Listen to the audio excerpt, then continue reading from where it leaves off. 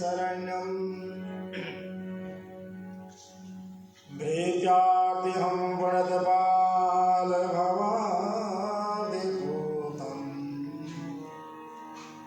वन्दे महापुरुषते चरणारविन्दम्।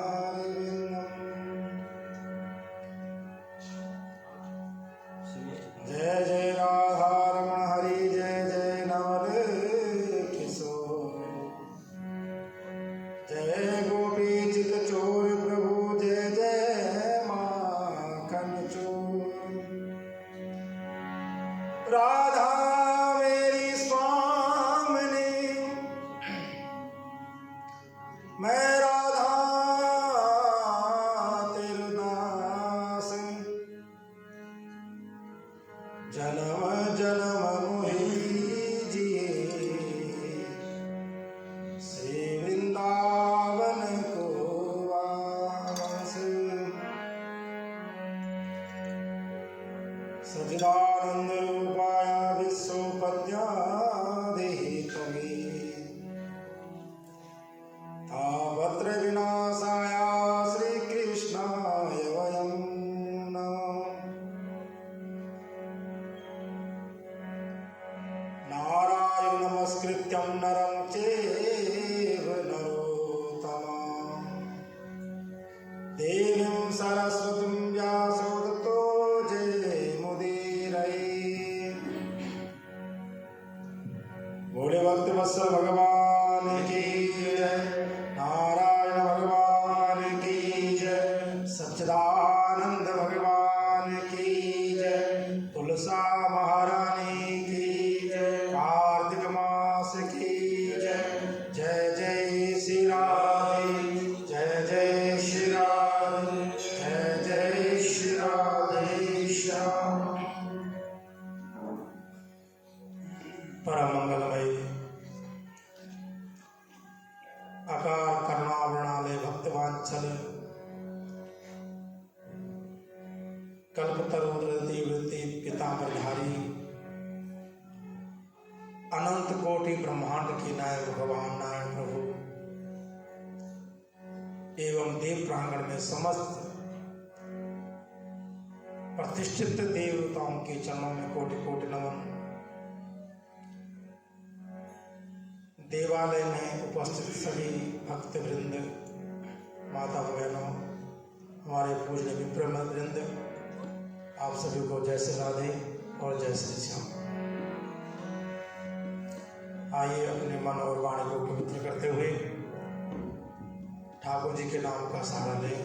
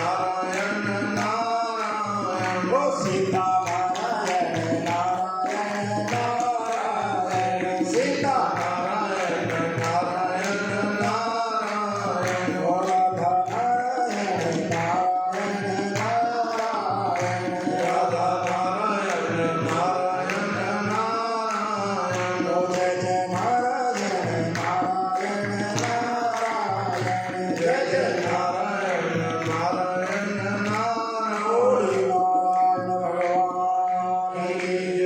भक्तवत्सल भगवान की जय जय श्री राधे जय जय श्री राधे जय जय श्री राधेश्याम। परम मंगल में भगवान की पावन दिव्य कथा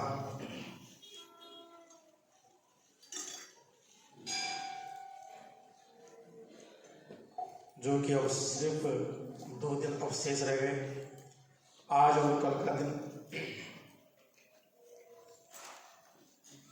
कल हम लोगों ने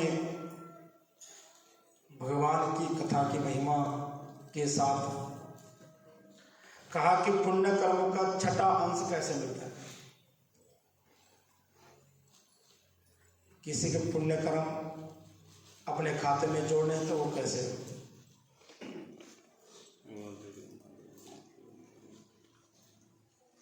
आज भगवान कृष्ण कहते हैं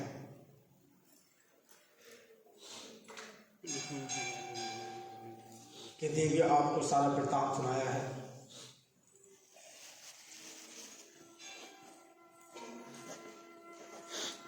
और इधर सूत जी कहते हैं ऋषियों कि एते त्वा वासुदेवेषु सत्यभामामति प्रियां सायं संध्या विधि कर्तु जगामा चालजं गृहम्। सूर्य कहते भगवान श्री कृष्ण अतिशय उनकी भामा मुनि सत्यभामा जी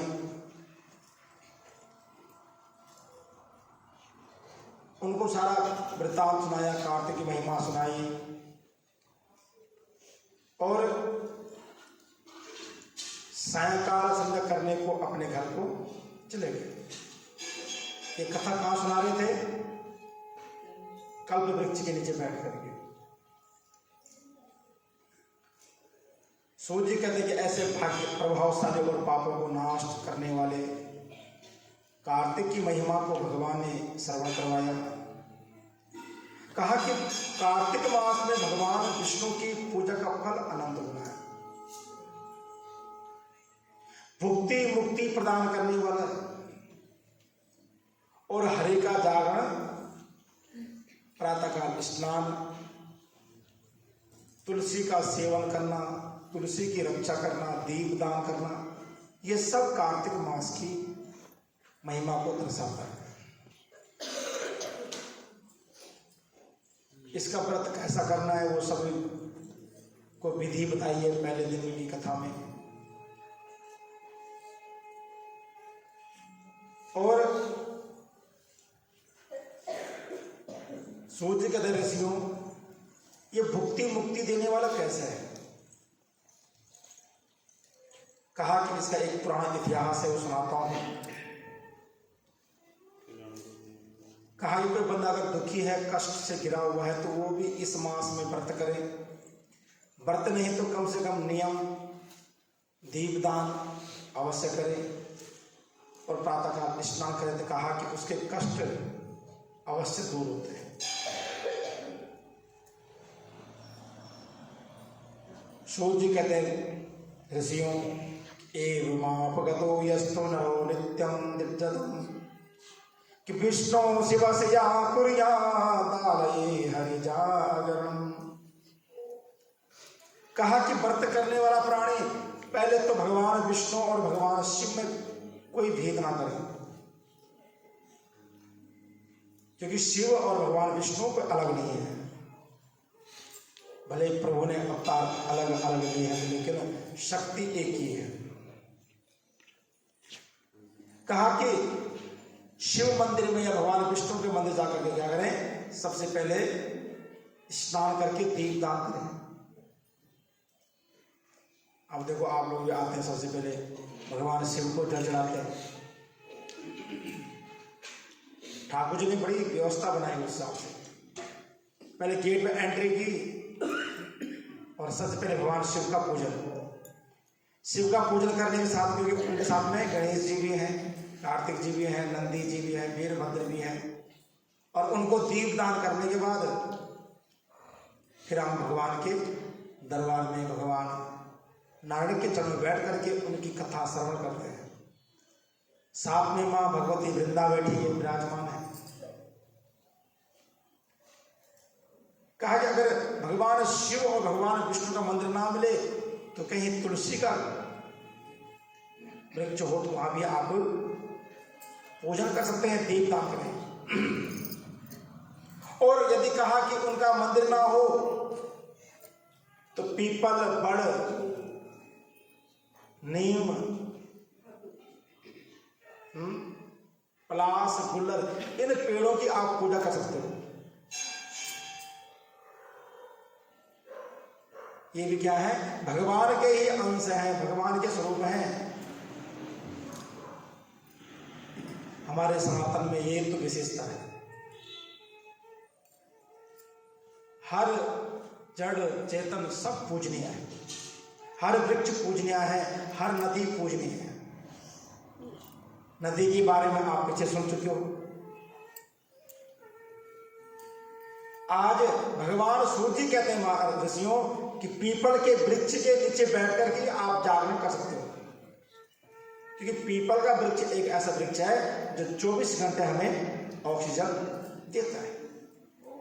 और वृक्ष नीचे नहीं बैठ जाए रात को कभी भी, और कोई वृक्ष हो उसके नीचे कभी ना बैठे रात को। तो लेकिन पीपल के वृक्ष के नीचे आप दिन में बैठो, रात को बैठो, कोई दिक्कत नहीं। और कहा कि भगवान का नाम का जप करें, और अगर कोई ऐसा करता है तो कहा कि वो हजारों गाय दान का पुण्य प्राप्त करता है, इतना फल है उसका। भगवान के मंदिर में एक जागरण करवाने वाले या करने वाला का नहीं है, पर किस किस को है कि वाद्याकृत पुरुष चापे वाजपेय फलम लवे सर्वतीर्थ गाहो तम नरकता फलमाप्नुयात्। कहा कि बाजा बजाने वाला, जो अगर आपके जागरण में ढोल बजा रहा है, बाजा बजा रहा है, साथ में जो नाचने वाले हैं, नृत्य करने वाले हैं, ये सब उस पुण्य के अधिकारी बन जाते हैं। और कल की डेट में तो वैसे जागरण बहुत अभिधान में है ना, हमारे पड़ोस में जागरण था, रात भर सोए नहीं है ना। कार्तिक में जागरण का बड़ा महत्व है, चाहे माँ भगवती का हो, किसी का देवता हो, जागरण जागरण ही है, जागने का महत्व है। तो कहा कि इस प्रकार जो है आप वृक्ष के नीचे बैठ कर भी जागरण कर सकते हैं।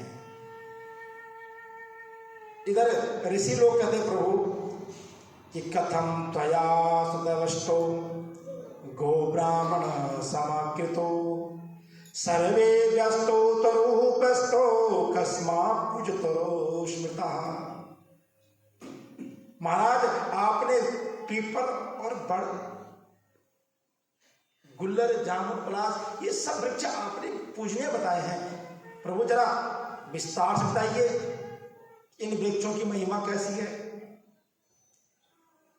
भगवान विष्णु पीपल में कैसे हो गए भैया, हमें जरा खुल करके बताइए। तब सूर्य कहते हैं ऋषियों ध्यान से सुनो कि अस्वस्थरूपी भगवान विष्णुरेव न संशया रुद्र रूपो वडस्तद् पलासो ब्रह्म रूपादता। कहा कि पीपल भगवान विष्णु का साक्षात अवतार है, उनका ही स्वरूप है। इसलिए पीपल पे हमेशा भगवान विष्णु की पूजा होती है। पितरों का तर्पण होता है, पितरों के लिए पिंड दान जाते हैं। अगर जो लोग हरिद्वार गए होंगे नारायण शिला पे, वहाँ पीपल, बड़ और नीम त्रिवेणी है, और इतने विशाल रूप में है कि पूरा एरिया फैला हुआ है, बहुत बड़ा एरिया फैला हुआ है, इतना जितना मंदिर का प्रांगण इससे बड़ा है। तो आज का नहीं है, बहुत पुराना है। तो हम लोग क्या करते हैं, घर का पुराने फोटोए, टूटा फूटा सामान पीपल के रख देते हैं। कभी ना करें, भूल से भी ऐसे काम ना करें। घर में खेतरे बेचते हैं, 8 दिन उसकी देखभाल करते हैं, 9वें दिन जो है पीपल में रख दो जी, मंदिर में छोड़ दो जी। कभी भी वो भगवान के दरबार में कभी गंदगी नहीं फैलानी। कभी तीर्थ यात्रा जाते हो, जैसे हरिद्वार, वृंदावन, काशी, कहीं भी जाते हो भगवान के द्वार पर, वहां कोशिश करें कि हमसे कोई भी गंदगी ना फैले। चाहे आपने जलपान किया, प्रसाद लिया है, क्योंकि कहा कि पुण्य क्षेत्रम कृतम पापम, है ना, अन्य क्षेत्रम कृतम पापम पुण्य क्षेत्रम कृत गमिष्यति, कि अन्य क्षेत्र में किया हुआ पाप वो आप कहां धोते हो, पुण्य क्षेत्रों में जाकर के। शास्त्र प्रमाण है, मैंने बोला कि अन्य क्षेत्रम कृतम पापम पुण्य क्षेत्रम गमिष्यति, और पुण्य क्षेत्रम कृतम पापम वज्रदेवो भविष्यति। अगर हम कोई घर में कोई पाप हमसे हो जाए, कोई गलती हो जाए, उसका निवारण हम मंदिर में आकर के, हरिद्वार में जाकर के, तीर्थ स्थान में जाकर के भगवान से प्रार्थना करते हैं और प्रायश्चित करते हैं। लेकिन शास्त्र कह रहे हैं कि पुण्य क्षेत्रम कृतम पापम, अगर हमने इन जगहों पर जाकर के अगर पाप कर दिया है, अगर हमने इन जगहों पर जाकर के पाप कर्म कर दिया, समझना कि भैया अब वो पाप वज्र बन जाएगा, अब वो पाप कभी नहीं धुल सकता हमारा। हमेशा इस बात का ध्यान रखें। इसलिए कभी भी हो तीर्थ यात्रा में जाओ, भगवान के मंदिर जाओ, कोशिश करें कि हमसे अधिक से अधिक सफाई हो सके, कोई हमसे गंदगी ना हो,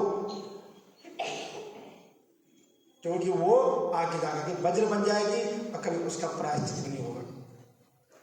इसलिए पीपल पे भी कभी कोई गंदगी ना फैलाए।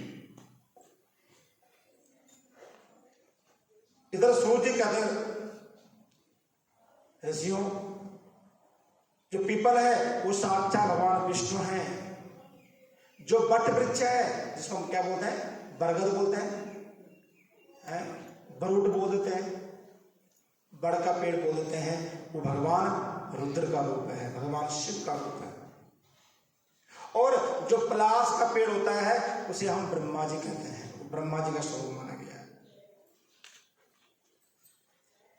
कि कथम वृक्ष मापन्ना ब्रह्म विष्णु महेश्वरा, एतत् कथया धर्मज्ञा संशयोत्र महान ही। ऋषि लोग कहते महाराज, ये ब्रह्मा, शिव, भगवान विष्णु ये वृक्ष के रूप में कैसे हुए प्रकट, किस कारण आई? अब देखो, देवता से सरस्वती के श्राप से देवताओं को जल में प्रवृत्त होना पड़ा, लेकिन आज कह रहे महाराज ये देवता लोग पेड़ में ही प्रवृत्त हो गए, कैसे हो गए? तब सूर्य जी कहते हैं कि पार्वती शिवयो देवा सुरतम कुर्वतो किला अग्नि ब्राह्मण रूपेण गतस्वा विघ्न कृत पुरा। अब सूर्य जी के बता रहे हैं कि एक समय शिव और पार्वती कैलाश पर्वत पर विराजमान है और एकांत में बैठे हुए हैं। न वहां पर कोई शेषनाग है भगवान का, नंदी जी भी दूर है। तो जब एकांत में बैठे हुए हैं तो कहा कि वो आपस में कुछ कीड़ा कर रहे थे। उस समय सब देवता लोगों ने क्या किया, अग्निदेव का बुलाया और अग्निदेव को एक ब्राह्मण के रूप में बुला के उनको वहां भेजा और उनको जब वहां भेजा तो उन्होंने उनकी कीड़ा में क्या किया, विघ्न डाला। हमारी भाषा में बोले तो डिस्टर्ब किया। कहा कि उस कीड़ा के सुख में विघ्न होने से मां पार्वती के अंदर क्रोध प्रकट हो गया।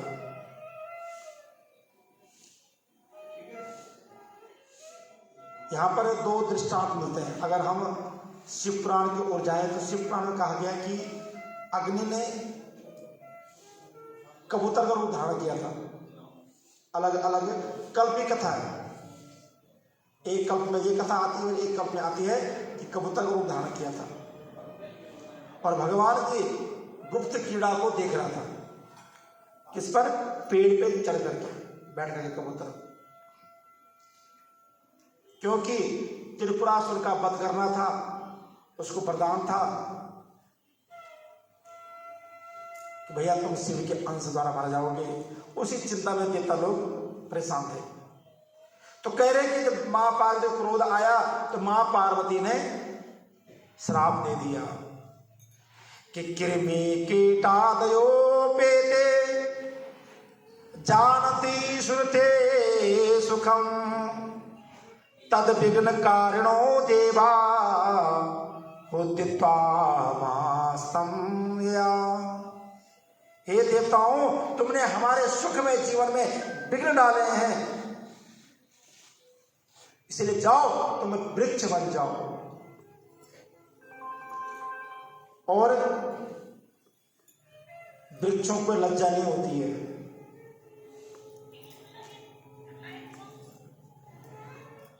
बोले बांके बिहारी लाल की।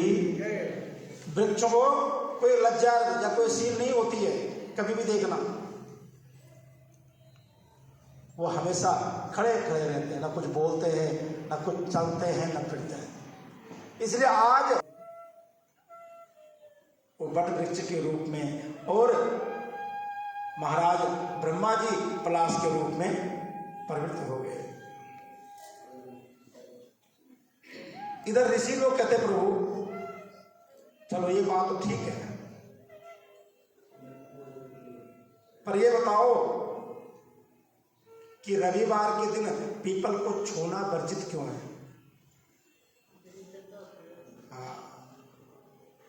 प्रश्न किया है,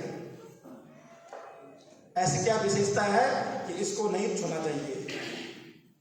तब ऋषि जी कहते हैं कि अस्पृष्टम कथम प्राप्य किशूतम बोधि तरुस्तम स्पर्शत्वम कथम याता तथायम शनिवासरे। कहा कि शनिवार को छूने योग्य है, लेकिन आदित्यवार को, रविवार को छूने योग्य नहीं है। ऐसा क्यों है? सूर्य कहते हैं कि समुद्र मंथन करने के समय, जब समुद्र मंथन हुआ था उस समय देवताओं ने जो रत्न पाए उनमें से जो है क्या आई थी? लक्ष्मी जी की उत्पत्ति हुई थी। लेकिन लक्ष्मी जी के साथ में एक उनकी छोटी बहन भी थी। कौन? कुलक्ष्मी है। कहा कि कुलक्ष्मी भी प्रकट हुई थी और जब लक्ष्मी भगवान विष्णु के गले में माल्यार्पण की तो विवाह का समय आया तो लक्ष्मी जी ने रोक दिया ठाकुर जी को। कहा महाराज मेरी एक बहन भी है, पहले उसका विवाह करवाइए तब जाके आप मेरे से विवाह कर सकते हैं। इधर भगवान नारायण बड़े चिंता पड़ गए भैया, ये तो अजीब शर्त है कि जब तक मेरी बहन शादी नहीं करोगी तब तक शादी मैं ही नहीं करूंगी। तब जाकर के जो है भगवान नारायण जी ने उद्दालक मुनि नाम के एक ऋषि थे। उद्दालक मुनि किस नाम के? हाँ, उद्दालक नाम के ऋषि हुए। उनके आश्रम में आए, कहा महाराज आप बाल्यावस्था से ब्रह्मचारी हैं, अच्छे ऋषि है, तपस्वी हो, तो हम चाहते कि आप विवाह कर लीजिए। तो ऋषि कहते ठीक है महाराज, भगवान नारायण का हुक्म हुआ है तो मना नहीं कर सकते हैं। त्रिलोकीनाथ घर पे आए साक्षात, इसलिए मना नहीं किया। हमारे कितने ऋषि ऐसे थे पहले जो गृहस्थ थे। गौतम ऋषि थे, वशिष्ठ जी थे, लेकिन गृहस्थी होने के बाद भी परमात्मा के इतने क्लोज थे कि आप सभी जानते हैं। जब चाहे भगवान शंकर से मिलिए, जब चाहे भगवान विष्णु से मिलिए। आजकल मिलता है देखने को, घर बार छोड़ा हुआ है, त्याग किया हुआ है।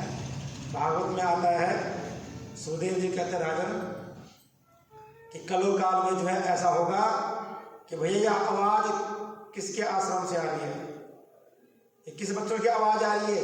तो बोलेंगे ब्रह्मचारी जी महाराज के आश्रम से। कहा कि इतने ये आश्रम किसके हैं? बोलेंगे त्यागी बाबा जी के। ये कलिकाल का लक्षण होगा। अगर त्यागी है तो इतने आश्रम के बनवाए, अगर बाल्यावस्था से ब्रह्मचारी है तो ये बच्चे किसके इतने? तो कुछ ऐसी व्यवस्था होगी कलिकाल में। उससे बढ़िया तो हमारे पूर्वज ऋषि बढ़िया थे, जिनकी पूजा हम आज भी करते हैं। कश्यप जी देख लो, अत्रि, भृगु, वशिष्ठ, अंगिरा, पराशर, ये सारे गृहस्थी ऋषि हुए। आज हम सब उनके वंशज तो हैं। तो आज उद्दालक मुनि को भगवान ने लक्ष्मी की बहन को प्रदान किया, उनका विवाह करवाया। अब वापस आए तो जैसे लक्ष्मी से विवाह करने लगे तो तब तक क्या है, रोने की आवाज आ गई कि सा मुनिर्विष्णु वाक्यामंगीकृत समासयम् वेदध्वनि समायुक्त मानयामास्तर्तम। ऋषि कहते हैं देवी तो रो क्यों रही है, कुछ बताओगी? कहा महाराज ये धूप, ये हवन, ये अगरबत्ती, ये मुझे पसंद नहीं है। फिर कहा मुझे ये कुछ भी शुभ कार्य क्रिया नहीं है, मैं तो इसके विपरीत चलने वाली हूं। कि नाहि वासोनुपूरोयं वेद ध्वनियो नामम न चागमस्ये भू ब्रह्मन् यस्वानम गांध्रुवम्। और ये वेद ध्वनिया, ये गीत मंगल, ये मुझे पसंद नहीं बिल्कुल भी। इसलिए मुझे तो अलग ही चीज चाहिए भैया। क्या चाहिए आपको? कि दुराचारता यत्रा प्रद्रव्यापहारिणी परदान द्रश्चापि तस्मिन् स्थाने रतिर्ममा।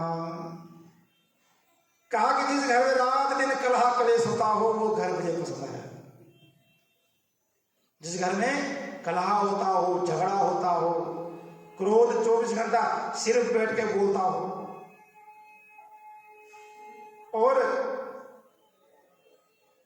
जिस घर में सदैव निराशा छाई हो, जहां वृद्ध और सज्जनों का अपमान होता हो। देख लो, बड़ी ध्यान सुने इस बात को। जहां कलह होता हो, मायूसी छाई हो घर के अंदर, जहां पर अतिथियों का, वृद्ध मनुष्यों का, घर के बुजुर्गों का अपमान होता हो, जहां उनके प्रति कठोर भाषण दिए जाते हो।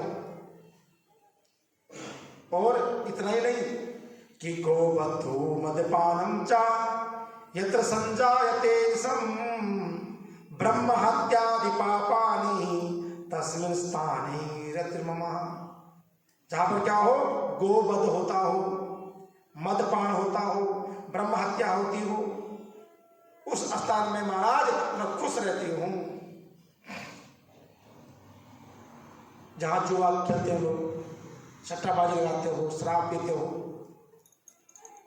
इस समझना वहां पर कुलक्ष्मी आपके जीवन में वास करेगी। और जब कुलक्ष्मी जीवन में आती है, एक बात ध्यान रखना, उस पर कलयुग की पूरी दृष्टि पड़ी होगी। क्योंकि भागवत में ऐसी जगहों में कलयुग को वास दिया गया है।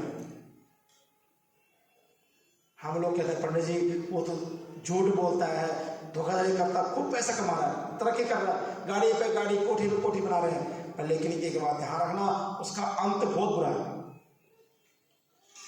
आज नहीं तो कल नहीं, हम नहीं तो हमारे बच्चे देखेंगे, लेकिन अंत जब होगा तो बहुत बुरा होगा। एक बात ध्यान रखना, ब्याज का पैसा, जुए का पैसा, सट्टे का पैसा कुछ दिन फंसता है, तीसरी पीढ़ी में आगे खत्म हो जाएगा।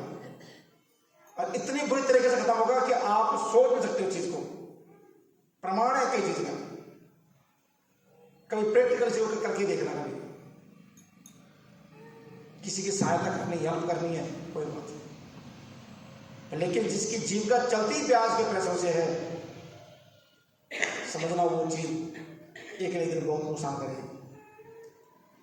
इसलिए आज कुलक्ष्मी कह रही है कि मेरे को ये जगह प्रिय है।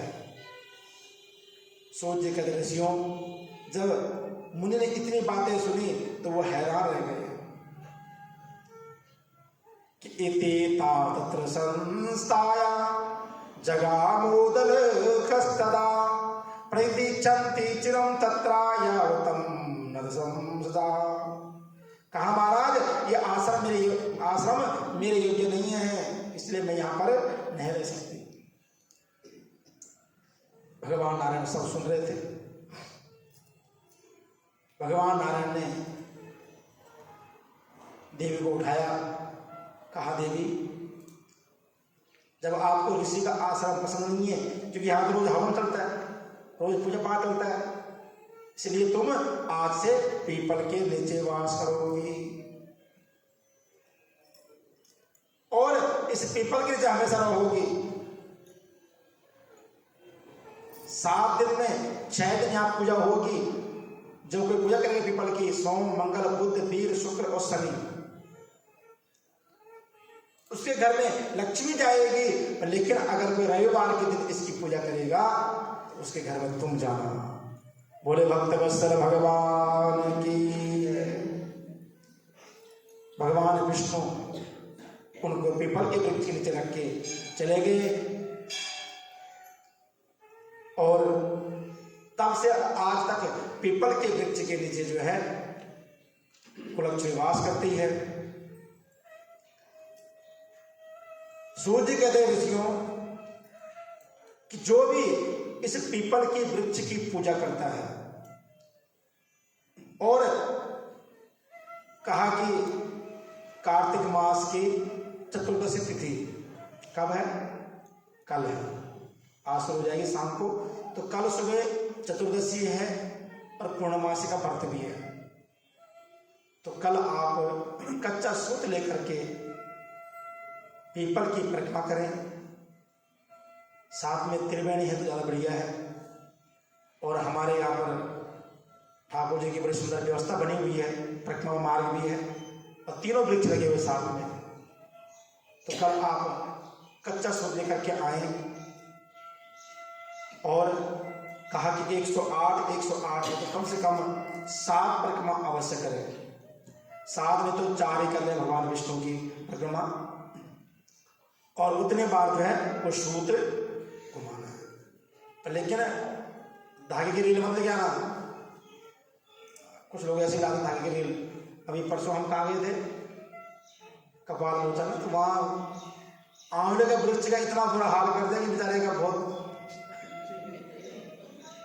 सारा ढूंढे कहाँ गया वृक्ष, कहाँ गया, बाहर देखा उसकी चोटी दिख रही है। इतना लोगों ने लपेट दिया उसको कि लगा जैसे किसी ने उसको प्लास्टर किया हो बाहर से जाने, फोटो खींचना भूल गया था मैंने, उसको इतना सूत बांध दिया कि वो पेड़ इतना लंबा था वो टेढ़ा ही हो गया बेचारा, और इतना मोटा जैसे हाथी का पैर होता है।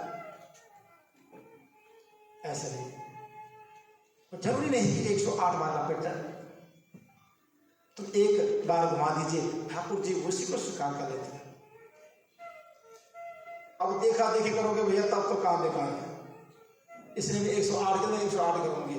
पर लेकिन हमारे कर्म करने से अगर किसी वृक्ष को, किसी प्राणी को कष्ट पहुंच रहा है, अब ये देखो उस आंवले की दशा अगर ये हो गई, अब उस दिन हमने पूछ दिया, उसके हम वापस आ गए, अब उस वृक्ष को कोई पानी देगा कि नहीं देगा, कोई उन सूत्रों को खोलेगा नहीं खोलेगा, तो क्या है वृक्ष अगले साल के लिए समाप्त हो जाए। तो क्या करना, उसको जगह फल कुछ नहीं मिलेगा हमें। हमने तो भैया बाबा जाके एक ही बार बांधा है, प्रणाम किया, एक दीप दान किया, बहुत। दूसरी बात मैंने कल भी कहा, आप फिर कह रहा हूं, अगर जोत जलाओगे पीपल के नीचे तो आरती करके दूर रखना, एकदम वृक्ष के पास में मत जलाना, निवेदन है मेरा हाथ जोड़ के। नीचे यहाँ पर शिवालय के पीछे जो है 3 बार लगा दे वृक्ष पीपल के गमले के अंदर, और तीनों बार वो सूखे। उसके 2 कारण हैं, एक तो पानी इतना डाल देते हैं कच्ची लस्सी, कोई वृक्ष सुखाना हो उसमें दूध वाला पानी डालना शुरू कर दो, वो हफ्ते के अंदर सूख जाएगा। किसी वृक्ष को, तुम्हारे पड़ोसी का कोई वृक्ष में नुकसान देता हो, उसमें दूध डालना शुरू कर दो, दूध पानी मिला के, हफ्ते 10 से महीने दिन के अंदर अंदर, बड़ा वृक्ष होगा तो महीने दिन के अंदर वो सूख जाएगा। दूध इतना घातक है वृक्ष के लिए। एक पीपल का वृक्ष ऐसा है जिसमें दूध समावेश हो जाता है, लेकिन उसकी भी एक कैपेसिटी है, उसकी एक लिमिट है। इसलिए हम सभी का एक फर्ज बनता है कि अगर पीपल के पेड़ पे पानी पहले से चढ़ा हुआ है, जल चढ़ा हुआ है, तो हल्का 2 बूंद चढ़ा करके और वृक्षों में डाल दो। अब मैं आया, 1 लोटा पानी डाला, सोसा आया 1 लोटा पानी डाला, तथा हमारे महेंद्र जाए 1 बाल्टी चक दी, चल 7 दिन की छुट्टी, 7 दिन बाद आया तो पेड़ डेढ़ी हो गया, फायदा क्या उसका। जिसे पूजा करके हमें पाप लगे वो पूजा कभी नहीं करनी चाहिए। अब जब ठंडी का मौसम आ रहा है, इस मौसम में कोई वृक्ष होता है, तुलसी भी है, उसको 1 कप जल बहुत है, घर की तुलसी जो होती है उसको थोड़ा चुन्नी से ढक के रखिए हमेशा। अब ये देखो तुलसी कैसी महीना हो गया अंदर पड़ी, ना धूप लगी ना कुछ लगी, देखो कितने खुश है। ठाकुर कथा सुन रही है रोज, जल भी उनमें लिमिट में डालते हैं बस। अब हम भर भर के डाल दें दूसरे दिन को भैया, इसलिए इन बातों को ध्यान रखिए। तो कल आप पीपल का त्रिवेणी का पूजन करें। कहा कि पीपल वृक्ष की पूजन करने से परिवार की, बच्चों की आयु दीर्घ होती है, खास करके पति की आयु लंबी होती है, आपके अखंड सुहाग की बना रहता है। कहा कि जितने पग प्राणी उसमें चलता है, कहा उतने में एक अश्वमेध यज्ञ का फल प्राप्त होता है। इसलिए परिक्रमा जरूर करें और दीपदान करें आप। तो आज कथा ये संपूर्ण करते हैं। कल सत्यनारायण जी का व्रत है, कल हमारे कथा का पूर्णाहुति दिवस भी है। तो कल एक बात ध्यान रखें, जो लोग हरिद्वार जा रहे हैं उनका तो सबकी टिकट बुक हो चुकी है। अब ये बताइए परसों सुबह किन किन लोगों ने दीपदान करने हैं? बेटा ये वीडियो बंद कर दे, जरा खुल के हाथ देखो जिन्होंने परसों दीपदान करने हैं यहाँ पर। हाँ, अब आपके मुझे तो ऐसा वरदान, सभी ने प्रेम से परमात्मा से ये चीज मांगे कि करता रहूं गुणगान, मुझे तो ऐसा वरदान करता रहूं गुणगान, मुझे तो ऐसा दो वरदान करता रहूं गुणगान, मुझे तो ऐसा वरदान करता रहूं गुणगान, मुझे तो ऐसा वरदान। तेरे नाम ही लेते लेते इस तन से निकले प्राण करता रहूं गुणगान, मुझे तो सबको वरदान करता रहूं गुणगान, मुझे तो ऐसा वरदान। याद से मेरे भगवन मैंने नर्तन पाया, तेरी याद से मेरे भगवन मैंने नर्तन पाया, तेरी सेवा में बाधाएं डाले जग की मोह माया, तेरी सेवा में बाधाएं डाले जग की मोह माया। मैं फिर भी अर्ज करता हूँ, मैं फिर भी अर्ज करता हूँ, हो सके तो देना ध्यान करता रहूं गुणगान, मुझे तो ऐसा वरदान करता रहूं गुणगान, मुझे तो ऐसा वरदान। राधा मेरा नरसी जैसी दुख सहने की शक्ति दो, राधा मेरा नरसी जैसी दुख सहने की शक्ति दो। विचलित ना हो पथ से भगवान मुझको ऐसी भक्ति दो, विचलित ना हो पथ से भगवान मुझको ऐसी शक्ति दो। तेरी ही सेवा में हो, तेरी ही सेवा में हो, इस जीवन की हर सांस करता रहूं गुणगान, मुझे तो ऐसा वरदान करता रहूं गुणगान, मुझे तो ऐसा वरदान। क्या मालूम कब कौन किस घड़ी तेरा बुलावा आ जाए, क्या मालूम कब कौन किस घड़ी तेरा बुलावा आ जाए। मेरे मन की इच्छा मेरे मन ही मन में रह जाए, मेरे मन की इच्छा मेरे मन ही मन में रह जाए। मेरी इच्छा पूरी करना, मेरी इच्छा पूरी करना, मेरे प्रीतम कृपा निधान करता रहूं गुणगान, मुझे तो ऐसा वरदान करता रहूं गुणगान, मुझे तो ऐसा वरदान। तेरे नाम लेते लेते इस तन से निकले प्राण, तेरा नाम लेते लेते इस तन से निकले प्राण, तेरा नाम लेते लेते इस तन से निकले प्राण, तेरा नाम लेते लेते इस तन से निकले प्राण। हो करता रहूं गुणगान, मुझे तो ऐसा वरदान करता रहूं गुणगान, मुझे तो ऐसा वरदान। हो करता रहूं गुणगान, मुझे तो ऐसा वरदान करता रहूं गुणगान, मुझे तो ऐसा वरदान। हो करता रहूं गुणगान, मुझे तो ऐसा वरदान करता रहूं गुणगान, मुझे तो ऐसा वरदान। हो करता रहूं गुणगान, मुझे तो ऐसा वरदान। बूढ़े भक्त वत्सल भगवान की जय। जो लोग हरिद्वार जा रहे हैं उनसे निवेदन करूंगा कि जिनका ग्रुप में